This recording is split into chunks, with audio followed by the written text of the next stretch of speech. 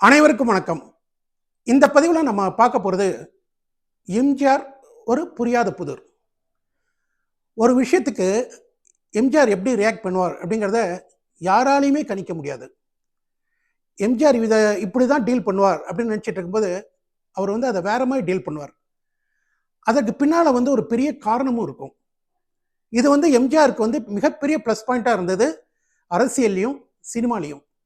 ஏன்னா அவரை யாராலையுமே கடைசி வரைக்கும் கணிக்க முடியாது. ஒரு விஷயத்தில் எம்ஜிஆர் இப்படி தான் இருப்பார் அப்படின்னு எல்லாருமே நினைக்கும் போது அவர் வேற மாதிரி ரியாக்ட் பண்ணுவார்.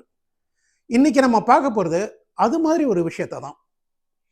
மகாகவி காளிதாஸ்னு ஒரு படம், நடிகர் திலகம் சிவாஜி கணேசன் நடித்த படம். அதோட ஷூட்டிங் நடந்துட்டு இருக்கு. மிக பிரம்மாண்டமான காளி சிலை, அதுக்கு முன்னால் சிவாஜி கணேசன் நின்று பாடுற மாதிரி ஒரு சீன். அந்த ஷூட்டிங் நடந்துட்டு இருக்கும்போது ஒரு சிலரோட கவனக்குறைவால் ஒரு பெரிய தீ விபத்து ஏற்பட்டு அந்த காளி சிலை முழுவதும் எரிஞ்சிடுது. அங்கே இருந்த ஒரு 5 டெக்னீஷியன்ஸ் இறந்துடுறாங்க அந்த தீ விபத்தில். இந்த விஷயம் காட்டு தீ மாதிரி பரவுது, எல்லா இடத்துக்கும் பரவுது. வேற ஒரு ஷூட்டிங்கில் மக்கள் தலைவர் எம்ஜிஆர் இருக்காரு. அவர் இந்த விஷயத்தை கேட்ட உடனே நேராக அங்கே வர்றாரு.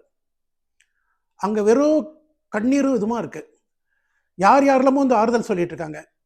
ஆனால் மக்கள் தலைவர் எம்ஜிஆர் வந்த உடனே அந்த பாதிக்கப்பட்ட குடும்பங்கள்லாம் எம்ஜிஆர் பார்த்து அழறாங்க. எம்ஜிஆர் எல்லாத்துக்கும் ஆறுதல் சொல்றாரு. அந்த இறந்தவங்களோட உடலெல்லாம் மயானத்துக்கு கொண்டு போற வேலை நடந்துட்டு இருக்கு. இன்னொரு பக்கம் அந்த படத்தில் இருக்கக்கூடிய டெக்னீஷியன்ஸ், வந்த விஐபிஸ், இவங்க கிட்டலாம் ஒரு நோட்டை கொடுத்து பாதிக்கப்பட்ட குடும்பங்களுக்கெல்லாம் நிதி உதவி வாங்கிட்டு இருக்காங்க. எம்ஜிஆர் கிட்டையும் நோட்டை கொடுக்குறாங்க. எம்ஜிஆர் 1000 ரூபா கொடுப்பாரா 2000 ரூபா கொடுப்பாரான்னு தெரியல. எல்லாம் ஆவலாக பார்த்துட்டு இருப்பாங்க. எம்ஜிஆர் என்ன பண்ண போறாருன்னு தெரியலேன்னு பார்க்கும்போது எம்ஜிஆர் அந்த நோட்டை வாங்கிட்டு திருப்பி கொடுத்துட்றாரு. இது அங்கே எல்லாத்துக்கும் ஒரே ஷாக்காக இருக்கு. தேடி தேடி போய் ஹெல்ப் பண்ணக்கூடிய எம்ஜிஆர் நோட்டை கொடுத்தா கூட திருப்பி கொடுத்துட்டாரு. ஏன் இப்படி பண்ணுறாரு? எம்ஜிஆர் இப்படி பண்ண மாட்டாரு, ஏன் இப்படி பண்ணுறாரு? அவங்களுக்குள்ளேயே பேசிட்டு போயிடுறாங்க. ஆனால் எம்ஜிஆர் என்ன பண்ணியிருக்காரு தெரியுங்களா? அந்த இறுதி ஊர்வலம்லாம் முடிஞ்ச பிறகு வீட்டுக்கு வராரு. வந்துட்டு தன்னோட அசிஸ்டண்ட்டை கூப்பிட்டு அந்த 5 குடும்பங்களையும் தேடி போய் பார்த்து அவங்கள அடுத்த நாள் தோட்டத்துக்கு வர சொல்றாரு. அடுத்த நாள் காலையில் அந்த 5 குடும்பங்களை சேர்ந்தவங்களும் தோட்டத்துக்கு வராங்க. வந்த உடனே அவங்கள முதல்ல போய் சாப்பிட்டுட்டு வர சொல்றாரு. சாப்பிட்டுட்டு வந்த உடனே அவங்கள உட்கார வச்சு அதில் அந்த குடும்பங்களில் படித்தவங்க யாரு, படிச்சுட்டு வேலை இல்லாமல் இருக்கிறவங்க யாரு, படிக்காதவங்க யாரு, அவங்களுக்கு என்ன தொழில் தெரியும் அப்படிங்கிற விஷயத்தெல்லாம் கேட்டுக்கிறாரு. கேட்டுட்டு படித்தவங்களுக்கு அவங்க படிப்புக்கு தகுந்த வேலையும், படிக்காதவங்களுக்கு அவங்களுக்கு என்ன தொழில் தெரியுமோ அந்த தொழிலுக்கு என்ன கருவிகள் வேணுமோ அதையும் உடனடியாக அந்த இடத்துலேருந்து உதவுறாரு. உதவிட்டு ஒவ்வொரு குடும்பத்துக்கும் 5000 ரூபா கொடுத்துட்டு அனுப்புகிறாரு. நேற்று வரைக்கும் என்னடா எம்ஜிஆர் இப்படி பண்ணிட்டாரு, எம்ஜிஆர் உதவுவார்னு நினச்சிட்டு இருந்தோம், எம்ஜிஆர் இப்படி பண்ணிட்டாரேன்னு நினச்சிட்டு இருந்தவங்கலாம் இன்னைக்கு என்ன சொல்கிறதுன்னு தெரியாமல் திக்கு முக்காடி போய் அழுதுட்டு எம்ஜிஆருக்கு நன்றி சொல்லிட்டு போகிறாங்க.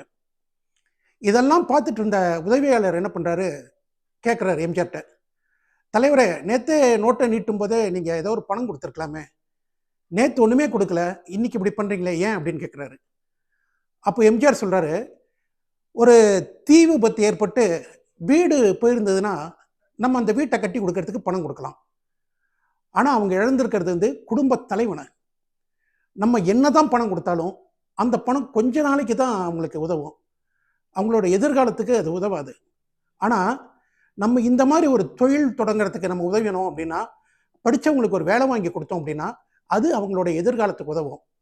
அதனால தான் நான் நேற்று பணத்தை கொடுக்கல, இன்னைக்கு அவங்களுக்கு என்ன வேணுமோ அதை செஞ்சேன் அப்படிங்கிறாரு. இதுதாங்க எம்ஜிஆர் ஒரு புரியாத புதிர். என்னடா எம்ஜிஆர் போய் ஹெல்ப் பண்ணாமல் போகிறாரே அப்படின்னு நேற்று எல்லாருமே யோசிச்சுட்டு இருந்தாங்க. ஆனால் அவர் சிந்திச்சது வேற மாதிரி. அவர் சிந்திச்சது பர்மனன்ட் சொல்யூஷன். அந்த குடும்பத்துக்கு பர்மனண்ட்டாக அந்த பிரச்சனை தீர்றதுக்கு என்ன பண்ணணுமோ அதை பண்ணினார். டெம்பரரி சொல்யூஷன் பண்ணவே இல்லை. அவருக்கு தெரியும் எந்த இடத்துல மீனை கொடுக்கணும், எந்த இடத்துல மீனை பிடிக்க கற்றுக் கொடுக்கணும் அப்படிங்கிறது மக்கள் தலைவர் எம்ஜிஆருக்கு மட்டும்தான் தெரியும். நான் உங்கள் வீட்டு பிள்ளை, இது ஊரறிந்த உண்மை அப்படிங்கிறது வெறும் பாடல் வரிகள் மட்டும் இல்லைங்க, எம்ஜிஆர் வாழ்ந்த வாழ்க்கை. நன்றி, வணக்கம். நான் உங்கள் வீட்டு பிள்ளை, இது ஊரறிந்த